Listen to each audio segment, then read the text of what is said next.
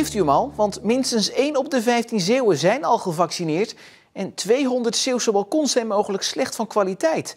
Maar er gebeurde meer deze week. Een overzicht van dag tot dag. Ondanks de crisis in de horeca gaan er weinig ondernemers failliet. En dus komen er ook maar weinig horecazaken op de markt. En dat is een probleem voor makelaars, omdat er wel veel interesse is van ondernemers om zelfs in deze tijd een horecazaak te willen beginnen of overnemen. Gesloten deuren, dat is het beeld dat we de afgelopen 12 maanden veel hebben gezien in de horeca. De gedwongen sluiting door de coronacrisis heeft grote gevolgen. Maar er zijn nog maar weinig zaken failliet gegaan de afgelopen tijd. Normaal heb ik na de zomer 10, 15 nieuwe bedrijven. Na het seizoen, mensen hebben gedraaid. En dat is nu uitgebleven. Horecamakelaar Bart Brinkman heeft dus minder nieuw aanbod dan normaal. Maar als de coronacrisis voorbij is, verwacht hij een golf van nieuwe zaken. Als de steun wegvalt en bedrijven gaan weer open, dan gaat er wel wat gebeuren. Want er zijn er wel mensen die moeten weer gaan aflossen. Die moeten de huur die ze niet hebben betaald, moeten ze natuurlijk weer gaan betalen. Ik vrees wel dat er nog wel wat staat te gebeuren. Vanwege de coronacrisis balanceren veel horecazaken op het randje. Maar dankzij de overheidssteun vallen ze vaak nog niet om. Ondernemers doen wat ze kunnen om te blijven bestaan. Want als je nu je horecapad moet verkopen, dan staan de prijzen onder druk. Huurprijzen sowieso, daar worden wel afspraken over gemaakt met verhuurders. Iemand die interesse had om in de horeca te stappen was Edwin de Laat uit Oosterhout. Ik heb ruim 30 jaar in de mode gezeten. Maar vroeger als student in de horeca gewerkt, altijd leuk gevonden. En via in Zeeland terechtgekomen. En na heel veel vakanties in Zeeland, eigenlijk een beetje ons tweede thuis ook wel, zijn we hier terechtgekomen. De Laat heeft de horeca van camping De Pekelingen in Oostkapelle overgenomen. Een opvallende stap tijdens de coronacrisis. Ja, ik heb er heel veel vertrouwen in. Zeeland is groeiende, denk ik. Als ik een beetje goed huiswerk gemaakt heb, wordt het komende jaar alleen nog maar meer. Het is een camping die in het seizoen echt vol zit. Je komt heel de zomer al niet meer aan een plek. Dus ik heb hier altijd gasten. En dat was voor mij wel heel belangrijk, continuïteit. Voorlopig vult de laatste dagen nog met voorbereiden op het seizoen. Maar hij zit vol plannen. Het is al een heel mooi bedrijf. Maar ik heb voor mezelf natuurlijk de lat wat hoger gelegd als waar die nu ligt. En dat is mijn missie, zeg maar. Om hier een nog mooier en nog groter bedrijf van te maken. Deze zaak is dus van de markt. Horecamakelaar Brinkman staat te springen om nieuw aanbod, want er is interesse genoeg. Ja, ik kan wel aardig wat aanbod gebruiken. Want ik ben wel aan het verkopen. Omdat er toch altijd wel ondernemers zijn die de kansen zien. Ik bedoel, Zeeland is wat ik al zei, een mooi product. Het draait goed. Ze hebben hier een waanzinnige zomer gedraaid. Ja, daardoor denk ik wel dat er veel mensen die kansen gaan pakken. Ja. Wooncorporatie Woongoed inspecteert een kleine 200 balkons uit de jaren 60. De balkons zijn mogelijk slecht van kwaliteit, waardoor ze af kunnen breken. Uit een eerste steekproef aan de Nassaulaan in Middelburg blijkt dat sommige balkons er inderdaad ernstig aan toe zijn. Ineens moest er in oktober vorig jaar snel gehandeld worden bij de flats in de Nassaulaan in Middelburg. Bij een steekproef onder 16 balkons bleek dat bij 9 daarvan de betonnen vloer niet meer veilig genoeg was. Ook helden er balkons naar voren en waren er scheuren te zien. Op basis van de onderzoeksresultaten bleek dat de veiligheid niet geborgd kon worden. Waardoor we binnen enkele dagen tot onderstempeling zijn overgegaan. Flatgebouwen van voor 1975 waren een 5-tal jaar geleden volop in het nieuws. Dit omdat bleek dat door constructiefouten en inferieur beton ongelukken konden gebeuren. Dat was in 2011 in Leeuwarden voor het eerst pijnlijk duidelijk geworden. Een onderzoeksplicht werd in 2016 ingesteld, maar de balkons van de flats in de Nassaulaan vielen hier niet onder. Desondanks besloot Woongoed een theoretisch onderzoek te laten doen. Waarom hebben jullie toen niet gelijk praktisch onderzoek laten doen? Ja, we hebben natuurlijk heel veel balkons. Je gaat ook af op de kennis die er bij constructeurs aanwezig is. Er was onvoldoende aanleiding op basis van die theoretische onderzoeken van de Nassaulaan om nader onderzoek te doen. Vanwege strengere regelgeving werd er in oktober alsnog een praktisch onderzoek gedaan, met alle gevolgen van dien. De komende tijd worden alle 176 balkons gecontroleerd en wordt er een plan van aanpak gemaakt. Omdat Woongoed niet alleen appartementen verhuurd, maar ze ook verkocht heeft, gaan de verwachte kosten uit de zak van de Vereniging van Eigenaren komen. En dat is slecht nieuws voor Thijs Malkorps, die toen hij vorig jaar een appartement kocht, er geen rekening mee hield dat zijn balkons mogelijk opgeknapt moesten worden. Ja, dat vind ik toch wel een verontrustende gedachte. Ik ben heel benieuwd hoe ze het op gaan lossen. Ja, dat is toch wat ik zeg, een stukje duidelijkheid is het meest gewenst op dit moment. Maar ja, ik hoop toch niet dat daar een hele grote kostenpost van komt die ik uit eigen zak en met mij de andere kopers uiteraard ook moeten gaan betalen. Bent u van plan om die eigenaren te compenseren? Nou, op het moment dat wij naar enig geweten gehandeld hebben en er valt ons niets te verwijten, lijkt mij dat niet terecht. Nou ja, het is even afwachten wat inderdaad aan de hand is en wat de kostenpost gaat worden. Maar dan is het natuurlijk even goed uitzoeken wat mogelijkheden zijn. Want ja, benadruk dat ik het heel vervelend vind. En dat ik hoop dat met Woongoed er gewoon een goede oplossing gevonden kan worden. Want niemand zit te wachten op heel veel kosten. Woongoed doet inmiddels niet alleen onderzoek in de Nassaulaan. Ook de balkons van een aantal andere wooncomplexen in Middelburg worden nader geïnspecteerd. Het moet dé blikvanger worden van de boulevard in Vlissingen. Het nieuwe Hotel Britannia. Er wordt al tientallen jaren over gepraat, maar volgens de eigenaren staat er binnen een paar jaar iets bijzonders op de historische plaats. Het begon in 1886 als Grand Hotel des Bains. In de jaren 20 van de vorige eeuw kwamen er meer Engelse toeristen naar Vlissingen en veranderde de naam in Britannia. Dit was echt de start van toerisme in Nederland. Dus dat vind ik zelf wel echt heel veel zeggen, dat er zoveel ruimte destijds was en dat er juist voor deze plek is gekozen.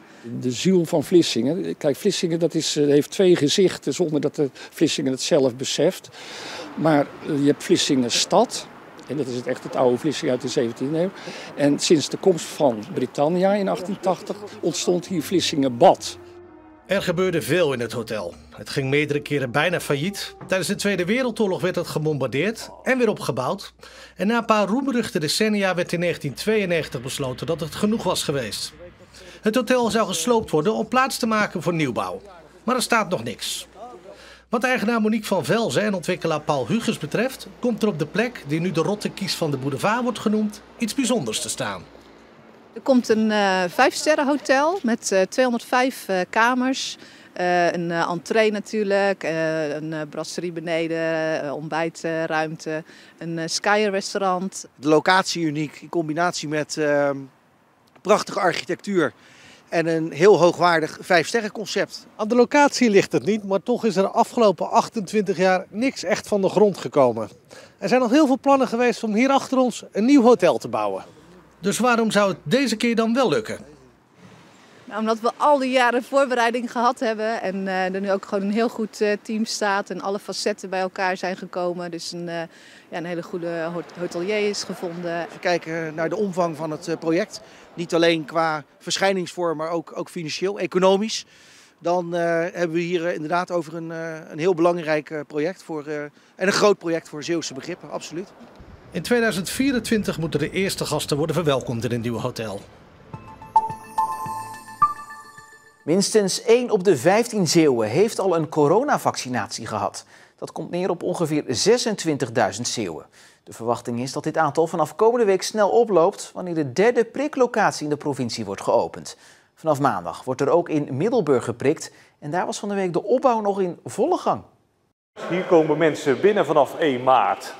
En loop je eigenlijk een looproute direct naar de priklijn of eerst naar de arts.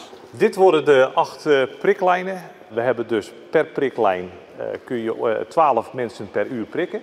Ja, dan zit je aan een kleine 900 prikken per dag. Of er hier daadwerkelijk zoveel prikken per dag gezet gaan worden, is nog maar de vraag. Er moet namelijk genoeg vaccin beschikbaar zijn. Vanaf maandag gaat deze locatie in Middelburg in ieder geval open. Dan zullen de eerste 85-plussers geprikt worden. Aan het geraamte te zien dat hier op de grond ligt, moet er nog wel wat gebeuren. Ja, we hebben echt nog wel werk te doen de komende 3 dagen. Ja, en dan heb je hier ook die andere looproutes nodig. Ik ben officieel de inkoopadviseur binnen de GGD. En ja, ik ben echt enorm trots dat ik dit namens de GGD neer mag zetten. Ik ben Zeeuw, dus ik vind het fantastisch dat ik dat ook mag doen. Ik werk voor een maatschappelijk iets waarin we met z'n allen straks eigenlijk onze vrijheid terugkrijgen. Dit is de derde Zeeuwse priklocatie. In de skihal van Terneuzen en in de Zeelandhal in Goes wordt al volop gevaccineerd. Na Middelburg moet er ook nog één in Zierikzee komen. Waar precies is nog niet duidelijk. En in werkelijkheid ligt het aantal gevaccineerde Zeeuwen hoger dan 26.000. Want in de GGD-cijfers zijn niet de vaccinaties meegerekend die door de huisartsen zijn gezet. Let op, voor je het weet heb je een pistool op je hoofd. Dat is de waarschuwing voor mensen in afgelegen gebieden in Zeeland die wel eens worden gevraagd of een leegstaande loods of schuur kan worden gehuurd. Criminelen zijn op zoek naar ruimtes om drugslabs te kunnen maken. De politie waarschuwt al langer, maar criminelen gaan heel voorzichtig te werk, waardoor weinig argwaan ontstaat. Er komt een keurige heer die vraagt gewoon ruimte voor het opslaan van drank of levensmiddelen of tenten. En vervolgens wordt er dan een contract getekend. Maar wat er vervolgens gebeurt is dat die gast, die huurder, die op papier de huurder is, die ook gewoon ID-kaart laat zien, netjes, een adres en alles, dat die vervolgens verdwijnt. En dan komt er een onduidelijke gebruiker.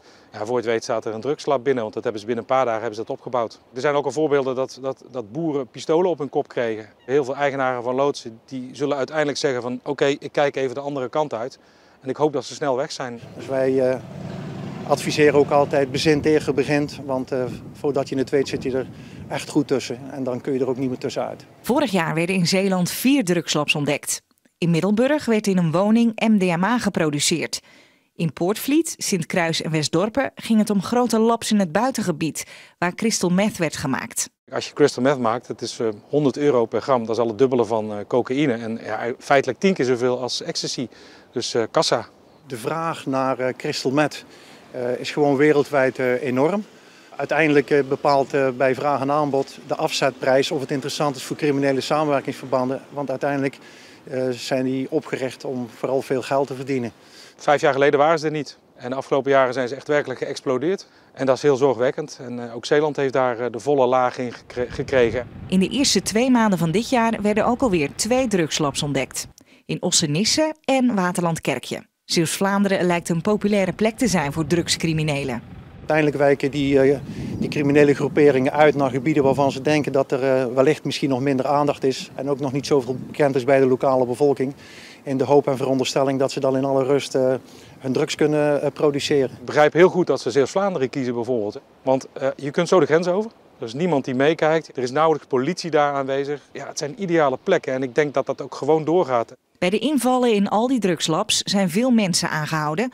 Af en toe een Zeeuw, maar vaker Brabanders en Zuid-Amerikanen. Nou, het is algemeen bekend dat met name de kennis over de productie van synthetische drugs halverwege de jaren 90 in Brabant is ontstaan.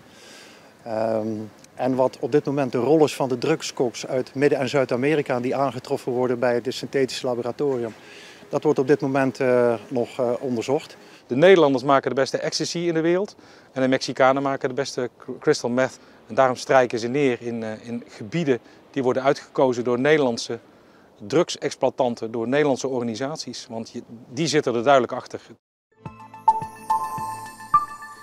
Leegstaande kantoorpanden ombouwen tot werkruimtes voor kleine ondernemers kan lucratief zijn. Het is een uitkomst voor ondernemers die net starten en die niet zitten te wachten op een groot pand. Maar nu ook voor thuiswerkers die de hectiek van continu thuis zijn willen of moeten ontvluchten. In de koploper zitten inmiddels tientallen bedrijven. Kleine bedrijfjes van 20 vierkante meter, de zogenaamde eenpitter, de startende ondernemer, tot wat grotere bedrijven van 600 vierkante meter. En die vullen elkaar ontzettend goed aan. Nou, we hebben hier een aantal verschillende units die huurders voor verschillende perioden kunnen huren. Een jaar, soms langer, soms korter. Er zijn heel veel startende ondernemers in Nederland. Die komen er steeds meer. Mensen die beginnen met thuiswerken en vanuit de thuiswerksituatie willen ze dan toch die stap maken naar een volgende stap in je ondernemingsfase. Maar die ondernemers die hebben geen behoefte aan een eigen keuken, aan een eigen toilet, aan een eigen receptie. Ze huren puur de kleine vierkante meters. De maandlasten zijn daardoor laag en de rest doen ze gewoon nagelang behoefte.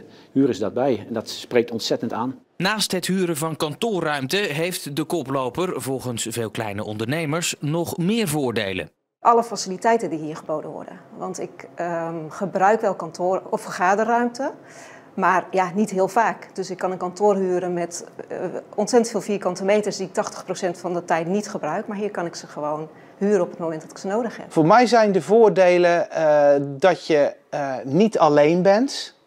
Dat je professioneler overkomt, want er zit iemand aan de balie die mensen kan ontvangen. Je kan je cliënten een bakje koffie aanbieden, wat allemaal netjes geregeld is. En de kruisbestuiving die ontstaat tussen de samenwerkingen hier, ja, die is geweldig. Ja, dat is een enorme meerwaarde. Doordat veel mensen momenteel moeten thuiswerken, is de vraag naar het huren van kleine ruimtes gestegen. Daarnaast is flexibel werken in de koploper erg gewild. Dit is onze flexwerkruimte.